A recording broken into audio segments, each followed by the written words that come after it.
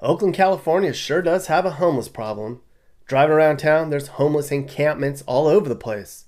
They're on the sides of the roads and dirt lots. There's long stretches of them on sidewalks.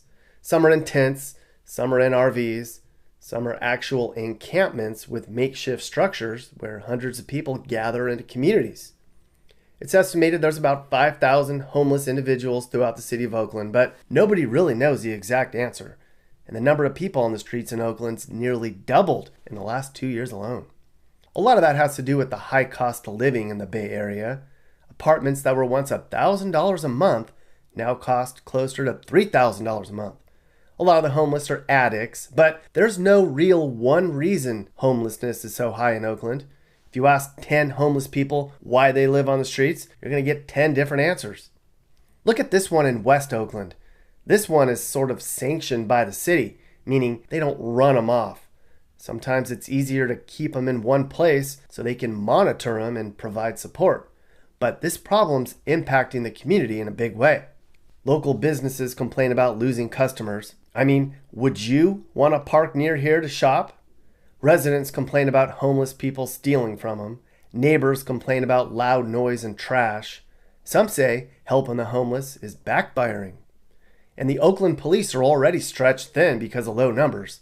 There's many reasons for that. Vaccine mandates, early retirements, and being defunded. Now, I spent 2 days driving around Oakland looking at how run down this once proud city's become. And along the way, I recorded all the homeless camps I saw. But there was one particular homeless camp that I stumbled onto which put into perspective the state of homelessness here in Oakland and actually changed my perspective on the homeless problem in general.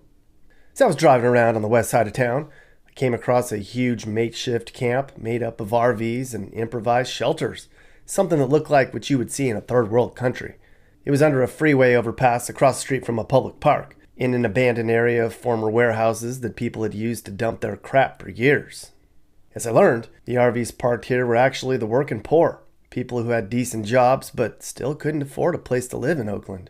Some are even doctors who were new to the city and had to save up enough money to afford a down payment on their first apartments. But many of the people outside of the homeless RV park were people who had been here for a long time. Some were trying to save money to change their situation. Despite the way it looks from the street, this camp was well organized. There's even leaders here who enforce rules, and there's even camp security. It's a camp with community and pride and progress. And as I learned, a lot of the people in this camp are actually trying to make this temporary homeless camp their permanent home.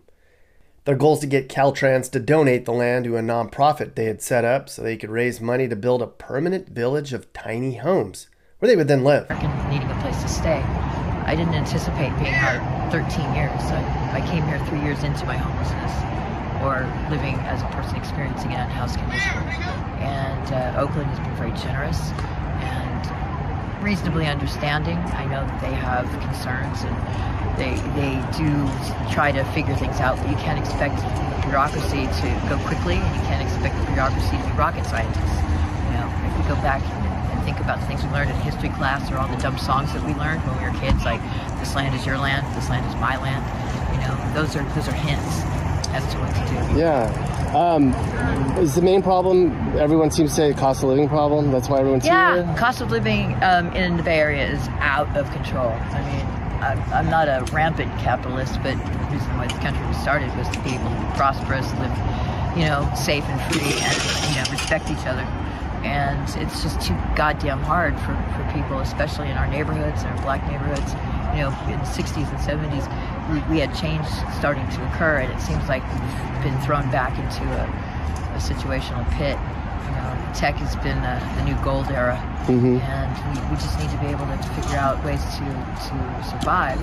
When I go buy food here at the Safeway, it's 3 times as expensive as going to a Winco 60 miles away. So how do you get money every month to eat? Don't. I have SSDI. I just started getting that. So you just go pick up a check and... Yeah. 'cause they don't mail it here. No. I can live on $1,000 a month barely. But if it wasn't... $1,000 a month? What do you spend, like medical and food? I don't have medical unless I fall down or something. But I got to get my teeth done, definitely. But no, it's just little, things like soap, pet food, take myself to a movie maybe once, stuff. But I mean, everything I'm wearing, except, these I bought Walmart, go Walmart, woo! But everything I'm wearing was found in a trash pile. So if you eliminate those trash piles, you're removing our economy. And it's necessary to organize the piles, I think, rather than just say, oh, screw you, poor people. This is unsightly. We don't mean to be unsightly, and the trash piles are not made by us implicitly. It's made by the community of Oakland. People just keep buying stuff, and it's like, oh, this couch is so last month. And they like throw it out, and also a lot of it has to do with the disparity of people not being able to afford to live here, and their stuff goes in the streets as they move away.